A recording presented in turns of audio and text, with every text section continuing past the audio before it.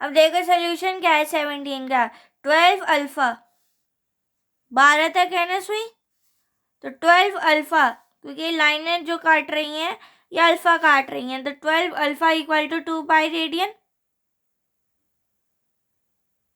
अब 1 पाई radian equal to कितना अब देखो 2 पाई रेडियन जो होता है वो पूरा 360 होता है। अगर हम एक पूरा सर्कल घूमेंगे तो कितना एंगल बनेगा, 360। क्या बनेगा, अगर हम पूरा सर्कल घूमेंगे, यहाँ कोई ऑब्जेक्ट है और वो ऑब्जेक्ट पूरा एंगल घूम रहा है, अब पूरा घूम घूम के जो एंगल बनना है, कोई ऑब्जेक्ट है, ठीक है, ऑब्जेक्ट यहाँ से यहाँ गया, फिर यहाँ से यहाँ गया, वो पूरा घूम के फिर 12 पे आ गया, तो जो एंगल वो घूम रहा है और घूम के फिर 12 पे आ गया, तो पूरा एंगल जो घूमेगा वो 360 घूमेगा। ओवरऑल देखा जाए तो सर्कल, अगर कोई ऑब्जेक्ट पूरा सर्कल पूरा घूम के अपने ही जगह पे आ जाए, जैसे फॉर एग्जाम्पल अगर मैं कहूँ ये कोई ऑब्जेक्ट है, वो ऑब्जेक्ट पूरा सर्कल घूम रहा है, क्या घूम रहा है, पूरा सर्कल। अगर वो पूरा सर्कल घूमेगा, फॉर एग्जाम्पल आप अगर केमिस्ट्री की लैंग्वेज में सुनो तो अर्थ है, अर्थ, अगर कोई ऑब्जेक्ट अर्थ पूरा घूमेगा तो कितना एंगल बनाएगा, 360। तो ऐसे ही कोई ऑब्जेक्ट सर्कल क्लॉक में कोई ऑब्जेक्ट घूम रहा है पूरा क्लॉक, ठीक है, वो पूरा एंगल कितना बनाएगा, 360। पूरा एंगल जब वो घूम जाएगा तो पूरा कितना बनाएगा, वो 360 बनाएगा, क्या बनाएगा, 360। तो 2 पाई रेडियन इक्वल टू 360 होता है, तो alpha equal to 2 pi radian divide by 12, ये जो 12 था ये नीचे आ जाएगा, तो 2 के टेबल में काटेंगे ये अल्फा। अब देखो 12 और अल्फा के बीच में मल्टीप्लाई का साइन है, कोई पूछे कि 12 और अल्फा के बीच में क्या साइन, क्या चीज है, 12 और अल्फा के बीच में क्या रिलेशन है, तो बोलना मल्टीप्लाई का रिलेशन है। तो 12 और अल्फा के बीच में मल्टीप्लाई का रिलेशन है, तो ये अल्फा ऐसे आ जाएगा और ये जो 12 था ये 2 के नीचे आ जाएगा। अब भाई अब आपने बोला कि 2 के नीचे आएगा 12, तो ठीक है हमने कर लिया। अब भाई हम क्या करेंगे, 2 के टेबल में काटेंगे, 2 1 ज़ा 2, 2 1 ज़ा 2 और 2 6 ज़ा 12, तो पाई रेडियन इक्वल टू कितना आएगा, अल्फा की वैल्यू कितनी आएगी, alpha pi radian equal to कितना आएगा, तो ये जो 360 है ये 360 के नीचे डिवाइड में 12 आ जाएगा, तो अल्फा की वैल्यू क्या आ गई। अब सुनो, ये 2 को हम 4 मान के लेके चलेंगे, इस 2 को 4 मान के लेके चलेंगे तो 4 अल्फा हो गया। अब 4 को आप कैसे लिख सकते हो, 2 इंटू 2, और 2 मल्टीप्लाई बाय 2 करोगे तो 4 आएगा, 4 पाई 4 alpha.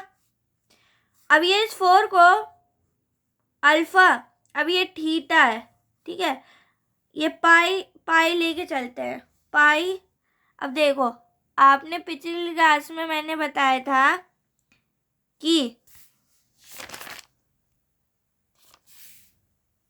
Pi radian equal to 180 होता है, तो पाई, अब देखो पाई रेडियन इक्वल टू 180 होता है, ये आपने बताया था, ये दिमाग में रख लेना, ठीक है, कि पाई रेडियन इक्वल टू 180 होता है।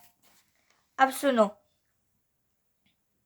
पाई की जगह 180 रख देंगे तो 2 पाई डिवाइड बाई 3 आ जाएगा, इस 3 को, तो 2 पाई डिवाइड बाई 3 रेडियन आएगा। तो देखो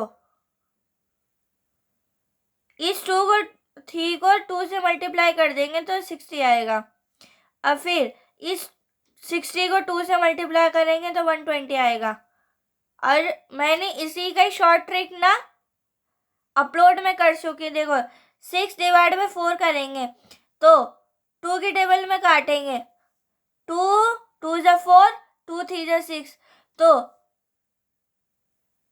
थीटा इक्वल टू 4, अल्फा की वैल्यू क्या आ गई 3/2। ये ऐसे आया है 3/2, ठीक है। ये मत सोचना कि 3/2 कैसे आया, मैंने यहाँ शॉर्ट ट्रिक मतलब मैंने सॉल्व करके बता दिया है कि 6/3 आया, 6/4 आया था ना। अभी इसको 2 के टेबल से काटेंगे, 2 2 जा 4, 2 3 जा 6, तो 4 पाई की वैल्यू क्या आ गई 3/2। तो ऐसे ही ये 3/2 इसकी तरीके से आया है, तो हम बोलेंगे 2 पाई डिवाइड बाई 3 रेडियन। अब फिर इस 3 को 2 से मल्टीप्लाई कर देंगे तो 6 आएगा और ये 0 पुट हो जाएगा, तो 1 डिग्री इक्वल टू 60 मिनट। तो 4 का हम 2 लिख सकते हैं, तो 2 मल्टीप्लाई बाई 60 करेंगे तो 120 डिग्री आएगा। आप अलग से मल्टीप्लाई करके भी आप लिख सकते हो। और इसी की शॉर्ट ट्रिक ना मैं पहले से ही अपलोड कर चुकी हूँ, पिछली क्लास में अपलोड कर चुकी हूँ, आज के लेक्चर में देख लेना। और ये लॉन्ग पैटर्न है, आप ऐसे भी सॉल्व कर सकते हो। और शॉर्ट ट्रिक मैं पहले से अपलोड कर चुकी हूँ, वो भी आप देख लेना। आपको जो अच्छा लगे आप वो लिखना, जो अच्छा ना लगे वो आप मत लिखना। लॉन्ग ट्रिक भी आप मतलब एग्ज़ाम में लिख सकते हो, लेकिन लॉन्ग भी लिखोगे तो स्कोप बहुत है। मार्क्स अगर आप ऐसे सॉल्व करें और विद डायग्राम ऑल्सो, तो इस क्वेश्चन के अगर 4 मार्क्स हैं तो 4 के 4 ही मिलेंगे। अगर 2 हैं तो 2 मिलेंगे, 4 है तो 4 मिलेंगे। अगर लॉन्ग से शॉर्ट में जाते हो, तो अगर ये क्वेश्चन 2 मार्क्स का है तो शॉर्ट में जाओगे तो 2 ही मिलेंगे। अगर आप लॉन्ग में जा रहे हो, ये क्वेश्चन अगर 4 मार्क्स का है तो 4 ही मिलेंगे। या आप पे डिपेंड करता है कि आप कैसे इस क्वेश्चन को अटेम्प्ट कर रहे हो, ठीक है। आज का लेक्चर यहीं तक ही है, जल्दी मिलते हैं नेक्स्ट क्लास में। अगर कोई क्वेश्चन का डाउट हो तो प्लीज़ मुझे कमेंट के थ्रू बता देना, ठीक है। ओके, फिर मिलते हैं नेक्स्ट क्लास में जल्दी। अगली क्लास कौन सी होगी मैं पहले अपलोड कर दूंगी, ठीक है। जैसे अभी मैं फिजिक्स पढ़ाया था, अब अगली क्लास कौन सी होगी वो मैं अपलोड कर दूंगी। जल्दी मिलते हैं नेक्स्ट क्लास में। ओके, अल्लाह हाफिज़। दुआओं में याद रखना, टेक केयर, और ऐसे ही रिवाइज करते रहना। और मैं दुआ करूँगी कि मई में आपका एग्ज़ाम बहुत अच्छा जाए, ठीक है। और मेरे नोट्स सही रिवाइज करना। जल्दी मिलते हैं नेक्स्ट क्लास में।